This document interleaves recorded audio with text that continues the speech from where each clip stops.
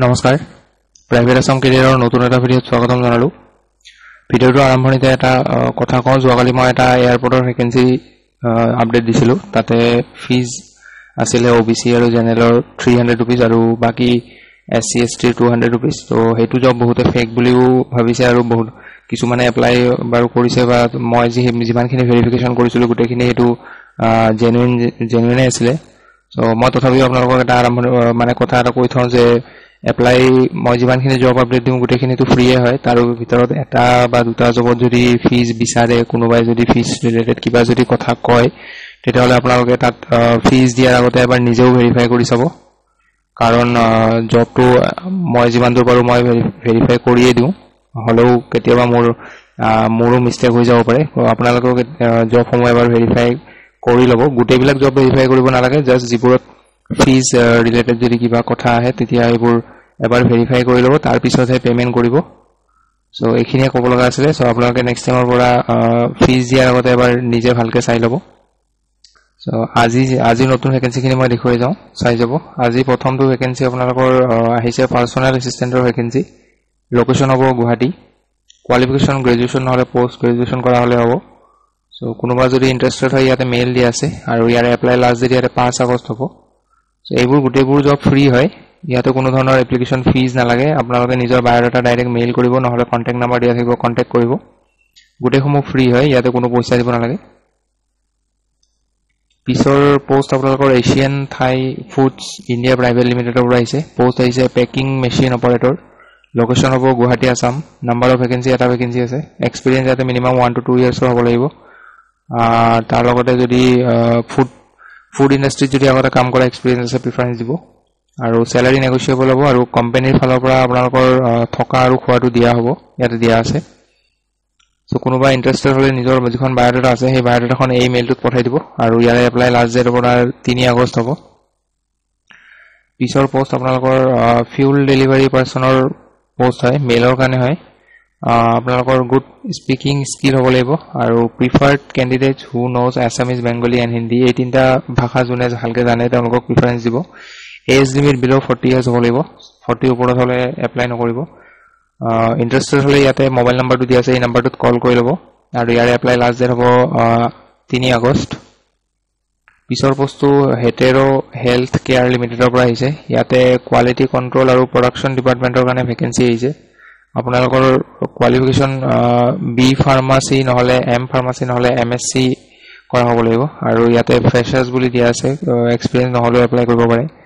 job location Assam হ'ব so কোনোবা interested হলে ইয়াতে মেইল দিয়া আছে এইটো মেইলত বায়োডাটা পঠিয়াব লাষ্ট ডেট হ'ব ইয়াতে 4 আগষ্ট পিছৰ পোষ্টটো হোটেলৰ পৰা আহিছে হোটেল ইন্দিৰা পোষ্ট আহিছে হাউচকিপিং এসিস্ট্যান্ট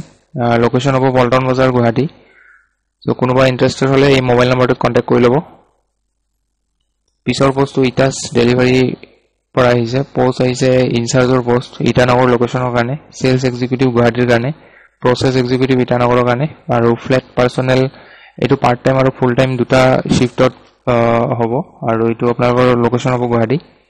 কোৱালিফিকেশন গ্ৰেজুৱেচন কৰা হ'ব লাগিব লগতে must have relevant experience in the applied position যি কিটা পজিশনত এপ্লাই কৰিব মানে যি কিটা পোষ্টত এপ্লাই কৰিব সেই পোষ্ট কিটা এক্সপেৰিয়েন্স থাকিব লাগিব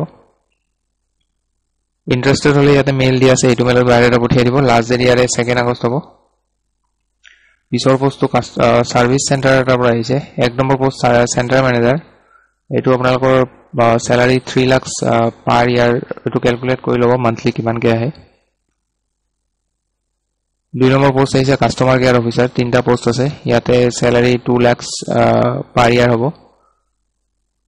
সো কোনোবা এপ্লাই কৰিলে ইয়াতে কি কাম কৰিব লাগিব কি ৰেসপন্সিবিলিটি থাকিব ইয়াতে সৰুকে দিয়া আছে এবাৰ পঢ়ি চাব লাইন কিটা 3 নম্বৰ পোষ্টটো মোবাইল ফোন ইঞ্জিনিয়াৰ তিনিটা পোষ্ট আছে ইয়াতে 2.5 লাখ আপোনালোকৰ স্যালাৰি হ'ব পাৰ ইয়াৰ ক্ৰাইটেৰিয়া খিনি চাই লওক